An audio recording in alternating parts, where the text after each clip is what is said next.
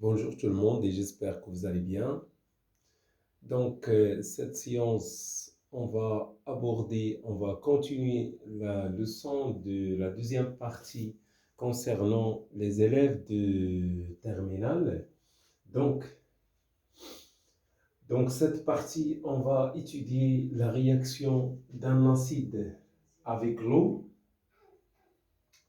Donc, quelles sont les étapes que l'on suivre pour étudier la réaction d'un acide avec l'eau? Donc la première, c'est l'équation de la réaction. Donc généralement, notez bien que généralement, les réactions acido-basiques, ce sont des réactions rapides et rapides.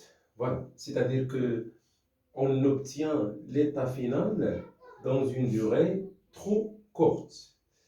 Bon, donc la première, c'est l'équation de la réaction d'un acide quelconque. Donc on considère à titre d'exemple HA plus H2O donne un moins plus H3O plus. Parce qu'un acide est une espèce chimique capable de céder un proton H plus. Par contre, une base, c'est une espèce chimique capable de capter un proton H plus.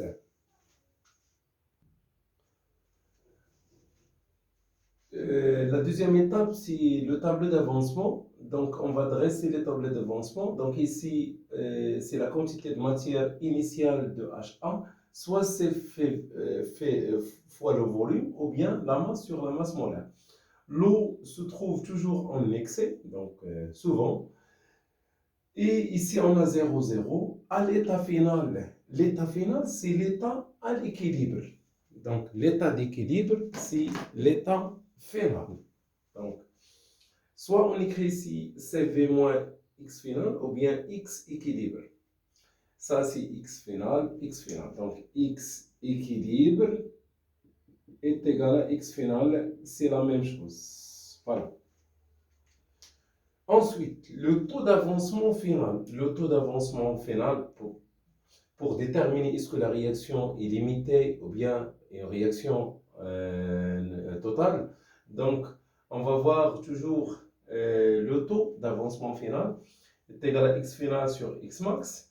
X max est égal à C fois V, c'est la quantité de matière divisée par le coefficient stoichiométrique.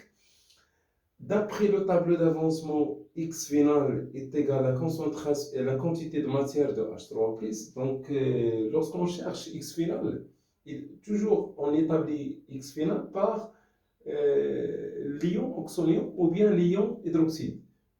Donc, généralement. Donc, X final est égal à la quantité de matière de H3+, à l'état final.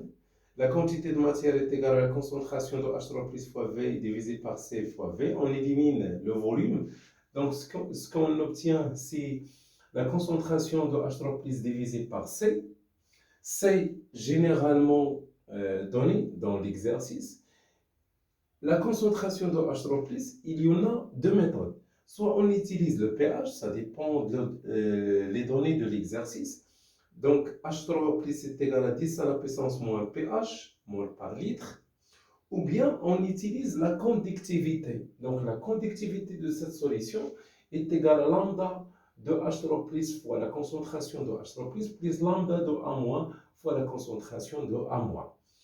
Donc, notez que les réactions, ce sont des réactions rapides, c'est-à-dire la concentration finale. D'après le tableau d'avancement, A- et H3+, ils ont la même quantité de matière et par conséquent, ils ont la même concentration molaire. C'est-à-dire que on peut remplacer A- par H3+, et on factorise par H3+. Ce qui donne c'est sigma est égal à la concentration de H3+ en facteur de lambda 1 plus lambda 2. Lambda 1, c'est la conductivité molaire ionique de H3+. Lambda 2, c'est la quantité de matière ionique de A-. Donc, on cherche, d'après le tableau d'avancement, la concentration de H3+ est égale à la concentration de A- est égale à la quantité de matière divisée par le volume, c'est X final sur V, ou bien X équilibre divisé par V. Donc, la concentration de H3+, sigma, sur lambda 1 plus lambda 2, mais faites attention, lorsqu'on utilise la conductivité sigma, la concentration molaire sera en mol par mètre cube en système international. Et lorsque on convertit cette concentration en mol par litre, on multiplie par 10 à la puissance moins 3. Voilà, on peut calculer la concentration taux si H3 plus sur C. H3 plus c'est 10 à la puissance moins pH s'il y a le pH, ou bien à partir de la conductivité si la conductivité est donnée dans l'exercice. X équilibre, voilà, c'est la concentration de H3 plus fois V. La quantité de matière de AH d'après le tableau d'avancement, c'est C fois V moins X final, voilà. Ou bien la concentration de AH, si cette quantité divisée par le volume, donc C fois V moins X final. Lorsque je remplace X final par H3 plus fois V, ce qui donne que la concentration de AH est égale à C moins H3 plus. Donc, d'après le tableau d'avancement, la concentration de H3 plus est égale à la concentration de A-. La concentration de AH est égale à C moins la concentration de H3 plus. Ensuite, si on veut calculer la constante d'équilibre ou bien le quotient de la réaction à l'état d'équilibre, si les concentrations de produits divisées par la concentration des réactifs, c'est-à-dire A- fois H3 plus sur AH. Dans ce cas, lorsque on a une réaction d'acide avec l'eau, la constante d'acidité, c'est la constante d'équilibre. Donc, lorsqu'on a un acide avec l'eau, donc la constante d'acidité, c'est la concentration, c'est la constante d'équilibre. Puisque on s'intéresse à la concentration de H3+, A- et H3+ sont égaux, et par conséquent, c'est H3+ au carré. La concentration de AH, c'est C- H3 au plus. Donc, si on connaît la concentration de H3+, on peut déterminer la constante d'équilibre, si le quotient de la réaction est l'équilibre, si le pKa, le Ka plutôt. Lorsqu'on cherche le pKa, on a dit dans la première partie que pKa, c'est moins log de Ka. Moins log de Ka. Et le pH, c'est moins log de H3+. Par exemple, si on veut déterminer l'espèce chimique prédominante, est-ce que l'acide ou bien la base dans la solution? Donc toujours on compare le pH avec le pKa. Si le pH est inférieur à pKa, donc l'acide est prédominant. Lorsque le pH est supérieur à pKa, la base est prédominante. Donc, dans ce cas-là, on peut calculer le pH. Le pH, c'est moins log de H3+, et on peut calculer le pKa, c'est moins log de Ka. Et l'exercice va donner, le deuxième partie de l'exercice, c'est le dosage de l'acide AH. Donc, généralement, lorsque la réaction est limitée, donc, notez cette remarque, c'est très important. Lorsque la réaction est limitée, c'est-à-dire la réaction s'effectue dans les deux sens. Donc, toujours, l'acide est prédominant, c'est-à-dire que dans la solution, le pourcentage de l'acide est très élevé devant la concentration de la base. Et lorsqu'on dose la solution, c'est-à-dire on dose l'acide AH. Voilà. Si on a un acide, on le dose par H-, toujours. Donc toujours, si on a un acide, on le dose par la base. La base, c'est H-. Donc c'est une réaction totale pour donner A- plus H2O. Donc la réaction de dosage, il faut connaître le schéma de montage. Donc déjà dans certaines vidéos sur la chaîne, donc on a vu la réaction de dosage. Donc le dosage, c'est une réaction totale, rapide et spécifique.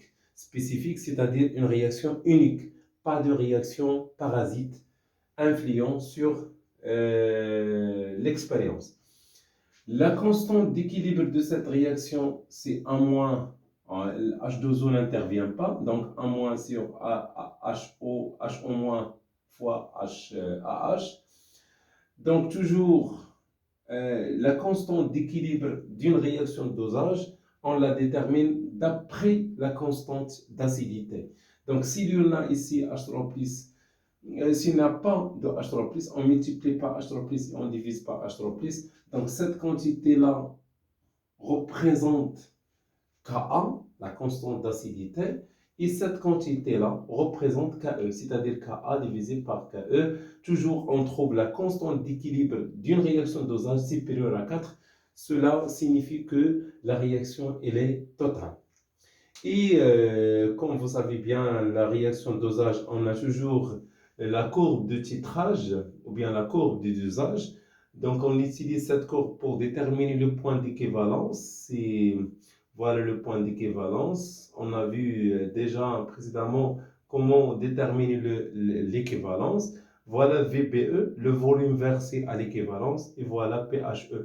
Dans cette cas-là, dans ce cas plutôt, lorsqu'on a un acide avec HO-, donc toujours le pHE supérieur, forcément supérieur à 7, et la relation d'équivalence CA-VA est égale à CB-VBE.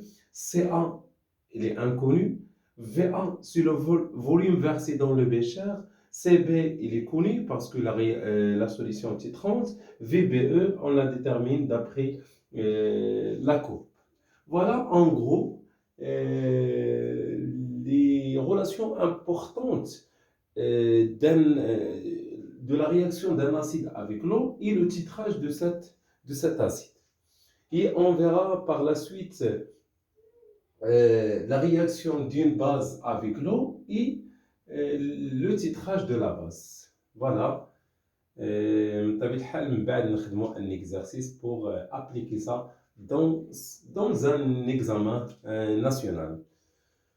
Voilà tout ce qui est important dans cette science. Merci et à la prochaine, Inch'Allah.